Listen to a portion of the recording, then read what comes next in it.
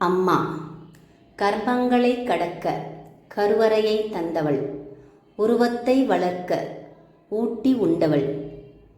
ஈரைந்து மாதங்கள் இயல்பை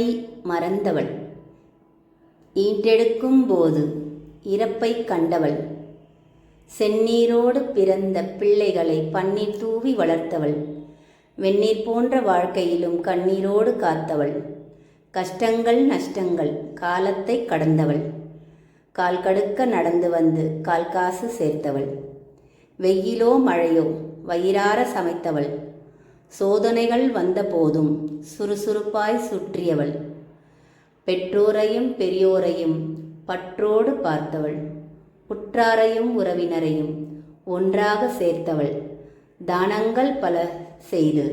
புண்ணியங்கள் சேர்த்தவள், தாமங்கள் பல சென்று பாவங்கள் போக்கியவள், தனக்கென்று சேர்க்காமல் தன்னலம் அற்றவள், பிறர்க்காக போராடி புன்னகை பூத்தவள், துணையை இழந்து தனிமையில் துயின்றவள், சினத்தின் துணை கொண்டு சிங்கமாய் சீறியவள்,